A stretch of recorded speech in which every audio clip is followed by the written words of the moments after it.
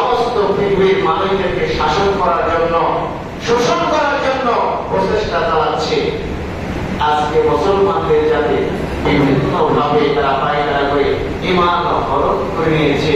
আজকে দেখেন আমরা যে মুসলমান, আজকে আমরা মুসলমান হিসাবে দাবি করেছি, কিন্তু ইহুদি যে কালচার, ইহুদি খ্রিস্টান নাসারা বৌদ্ধ, তাদের যে গঠন, তাদের যে চলাফেরা, তাদের যে আকার হুকুম, এগুলো কিন্তু আমাদের মধ্যে বাদ নাই।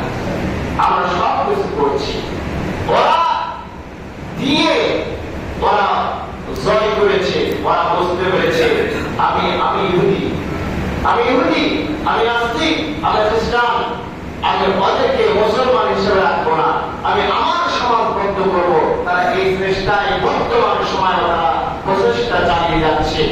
প্রিয় মুসলমান, আমরা বুঝতে পারছি না।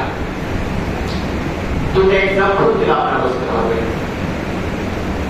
ইহুদি জাতিরা, তারা যারা এই ভিতরে পাদ্রী আছে, আলেম আছে, এরা সিগারেট ধূমপান করে না। তার ভিতর আছে, তারাও করে না। বড় বড় ইহুদি এরা চিন্তা করে যে এই ধূমপান স্বাস্থ্যের জন্য ক্ষতিকর, লেখা আছে গায়ে দেখবে, এবং এই স্বাস্থ্য ক্ষতি না হয় তারা এটাকে পরিহার করেছে। তারা চিন্তা করছে এর ভিতরে যে পদার্থগুলো রয়েছেন, এই পদার্থগুলো হচ্ছে নাপাক পদার্থ। এটা যদি কোনোভাবে মুসলমানদের মধ্যে ঢুকিয়ে দেওয়া যায়, তাহলে ঈমান আহরণ করে নিতে পারবো, ঈমান থাকবে না তাদের। তাই তারা চেষ্টা করতে করতে এক পর্যায়ে বর্তমান প্রত্যেকটা মানুষে এখন ধূমপানে আসক্ত হয়েছে, নেশাগ্রস্ত হয়েছে। শুধু ধূমপান নিয়ে নয়, হাজার রকমের নেশা বাংলার জমিনে এখন ঘরে ঘরে নেশা। বলি না আউযুবিল্লাহ। জঘন্যতম অপরাধ করছেন, সমাজ বিরোধী কাজ করছেন, আবার বড় বড় মাতাব্বরি কথা বলছেন। সমাজে আপনি সুন্দর সুন্দর কথা আবার বলছেন। আবার দেখবেন যারা মদখোর, ইয়াবাখোর, একবার ডাইরেক্ট বলা ঠিক নয়, এরপরে দেখবেন অনেক নেশায় আসক্ত। এক পর্যায়ে তার ওয়াইফ, স্ত্রী, বাড়িওয়ালা তারা বলে ইনার ভাত খাওয়া যাবে না, লাস্টে ডিভোর্স হয়ে যায়। হাজার হাজার রিপোর্ট রয়েছে, ডিভোর্স হয়ে যাচ্ছে। কিসের কারণে? সে মদ, সে জয় আসক্ত, সে খারাপ নয়। আমি কেন তার কাছে থাকবো? হ্যাঁ, মেরে গেল। সমাজ দেখলো যেহেতু নেশা করো, ইনার কেন ভাত খাবো? আল্লাহ তাআলা এই নেশা সম্পর্কিত বলেছেন, আল্লাহ রাসূলও বলেছেন, মা আসকারা কাসীরাহু আও কালিলাহু হারাম। যে খাদ্যের মধ্যে অল্প তার বেশি হারাম দ্রব্য রয়েছে, জেনে শুনে যে খালো সে হারাম উপভোগ করলো। আর হারাম খেয়ে আমার আপনার ইবাদত হবে না। হারাম খেয়ে ইবাদত করতে চাইলে ইবাদত হবে না, হারামকে পরিত্যাগ করতে হবে। তাহলে আমরা কি বুঝলাম? যে ইহুদি খ্রিস্টান নাসারা যা চিন্তা করেছে, যা ফিকির করেছে, যা সমাজে চালিয়ে দিতে চাইছে, পেরেছে কি পারে না। আজকে মুসলমান সেগুলো হাতে নিয়ে তারা তাদের সাথে সম্মিলিত ভাবে এগুলো প্রাণ করেছে। আমি বলতে চাই, ইসলামের ভিতরে এগুলো নোংরামি নাই, ইসলামের মধ্যে এগুলো অখাদ্য খাবার। আল্লাহ তাআলা মুসলমানদেরকে নিষেধ করে দিয়েছেন। আল্লাহ বলেছেন এগুলো হারাম, হারাম। এগুলো হারাম থেকে যে মুসলমান পরিহার করবে না, সে মুসলমান তো থাকতে পারবে না। আজকে দেখেন একটি ওসিলায় অজুহাতে স্ত্রীর তালাক নিল। কিসের কারণে? সে জুয়া খেলে, সে নেশাগ্রস্ত। আমি সংসার করবো না, সংসার থেকে সে বিদায় নিল। এক পর্যন্ত এমন নজির দেখেছেন, এমন কথা শুনেছেন যারা সুদের সাথে জড়িত আছে, হারাম সুদ দিচ্ছে, সুদ খাচ্ছে, সুদ দিচ্ছে, এক স্ত্রী তালাক নিয়েছে, এমন কোন নজির আছে? কারণ হচ্ছে টাকা পাচ্ছে, টাকা নিচ্ছে, টাকার কাছে সকলেই মাথা পরিশেষ। এই জন্য বাজান দেখতে হবে সমাজে, রাষ্ট্রে আল্লাহ তাআলা যেগুলো নিষেধ করেছেন এগুলো থেকে আমাদেরকে পরিহার করতে হবে। আমরা অনেকে সমাজে সুদ, এই সুদ কি আমরা এত মজা ভাবে নিচ্ছি, বর্তমানে ঘরে ঘরে সুদ, এত সুদ বাংলার জমিনে এসেছে। ইহুদি খ্রিস্টান চিন্তা করেছে যে মুসলমানদের ঈমান কিভাবে হরণ করা যায়। এই সুদকে এমন ভাবে ঢোকাছে বাজার, একটা বাথরুম করবে সেখানে সুদ। আপনি হালাল খাবার খেয়ে বাথরুমে গেছেন, সেখানে হারাম মদ্যপ খাওয়াচ্ছেন, সেটাও হারাম। টাইলস করেছেন সুদের টাকায়, একটা অটো ভ্যান কিনেছেন সেটাও সুদ, একটা বিল্ডিং করলেন সেটাও সুদ। আরামে আয়েশে ঘুমাচ্ছেন, আর আল্লাহ জিকির করছেন, মনে করছেন আল্লাহ আপনার দোয়া কবুল করবেন। হালাল উপার্জন থেকে সাইদ ইবনে আল-রাবিঈ রাদিয়াল্লাহু তাআলা আনহু হতে বর্ণিত, তিনি বলেন রাসূল আকরাম সাল্লাল্লাহু আলাইহি ওয়াসাল্লাম বলেছেন, ওই ব্যক্তি থেকে উত্তম ব্যক্তি কি হতে পারে যে নিজ হাতে হালাল উপার্জন করে সেখান থেকে খায় এবং অপরকে দান করে, ব্যয় করে।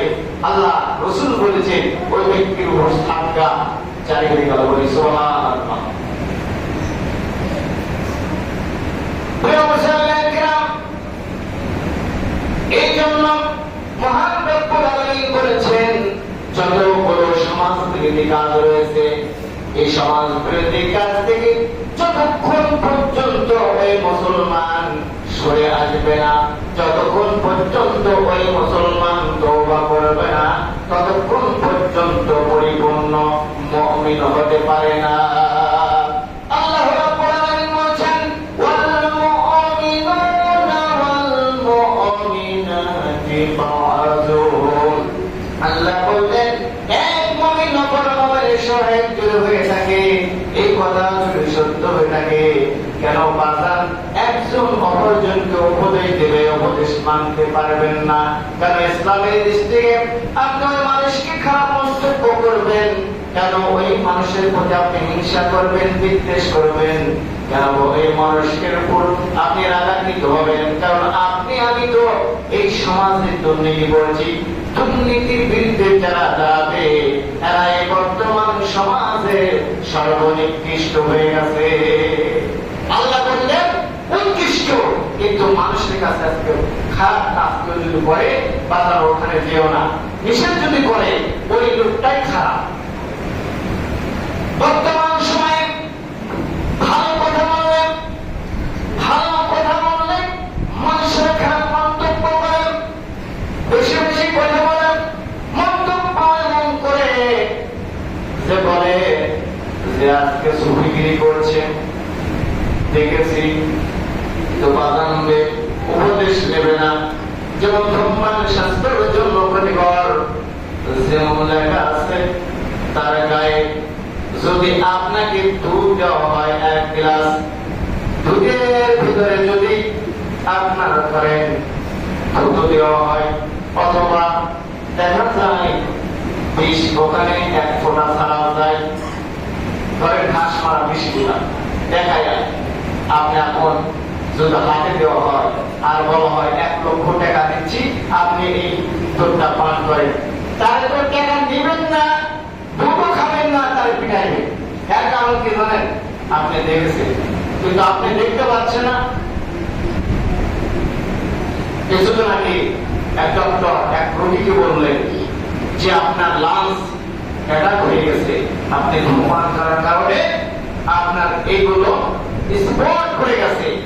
তাহলে বুঝলেন বাজান, ভিতরে যদি স্পট পড়ে তাহলে আপনি যে কষ্টে আছেন, আপনি যে আল্লাহর ইবাদত করবেন, আপনি দাসত্ব করবেন, গোলামি করবেন, আল্লাহর সন্তুষ্টির উদ্দেশ্যে আপনি কিছু করতে যাচ্ছেন, আপনার অন্তরের ভিতরে যদি স্পট থাকে ওই স্পট দিয়ে আপনার ভালো কিছু করা সম্ভব। এই জন্য আমাদেরকে ফিরে আসতে হবে। এই জন্য আল্লাহ রাব্বুল আলামিন সূরা আল-যুখরুফের ভিতরে মহান রাব্বুল আলামিন বলেছেন, যে মানুষ অন্তরের ভিতরে কোরআন ফিট করবে না, যে মানুষ হাদিস ফিট করবে না, যে মানুষ অন্তরের ভিতরে আল্লাহকে রাখবে না, আল্লাহ রাব্বুল আলামিন বললেন এই অন্তরটা শূন্য ঘরের মতন। কারণ এই ঘরটা এমন ঘর নয় যে ঘরে আল্লাহ তাআলা বসবাস করতে পারে। ওই ঘরে আল্লাহ বসবাস করতে পারে। ওই ঘরে যে ঘর ফাঁকা দেখবে সেই ঘরে কি বাতাস, সাউন্ড আর অন্য কিছু ব্যবহার করতে পারে, সেখানে মানুষ বসবাস করতে পারে না। এমনি করে আপনার অন্তরে আল্লাহর সাথে রিলেশন করবেন, আল্লাহ পর্যন্ত আপনার ওইটা উঠবে না। এর কারণ অন্তর খতামাল্লাহু আলা কুলুবিহিম ওয়া আলা সামঈহিম ওয়া আলা আবসারিহিম গিশাওয়া ওয়া লাহুম আযাবুন আযীম। আপনার চোখ আছে, আপনার কণ্ঠ আছে, আপনার হৃদয় আছে, এগুলো শুনতে পাবে না। অনেক মানুষ দেখেন না, দেখেছেন তো যে স্কুল কলেজে যারা টিচার তারা দেখবেন যখন স্টুডেন্টকে পড়াচ্ছেন তখন দেখবেন যে বাংলা পড়তে বলেছে কিন্তু পড়তে পারছে না, তো বলে তোমার পড়তে পারো না, পড়তে পারি কিন্তু এখন তো পারছি না। চোখ আছে কিন্তু পড়তে পারছে কারণ শিখে না, শিখতে হবে, না শেখার কারণে পড়তে পারছে। চোখ আছে, কান আছে, শুনতে আছে কিন্তু মুখস্থ রাখতে পারছে না। এর কারণে এই জন্য ঈমান বজায় রাখার জন্য, মুমিন আমরা টিকে রাখার জন্য আমাদেরকে হাদিসে তথা কোরআনের আমলে আমাদের জীবন গড়তে হবে। নয়তো আমাদের জীবন ফাঁকা, আমাদের এই জীবন আল্লাহ তাআলাকে সন্তুষ্ট করতে পারবে না। এই জন্য আমাদেরকে অবশ্যই আল্লাহ তাআলার বিচারের কাঠগড়ায় দাঁড়াতে হবে।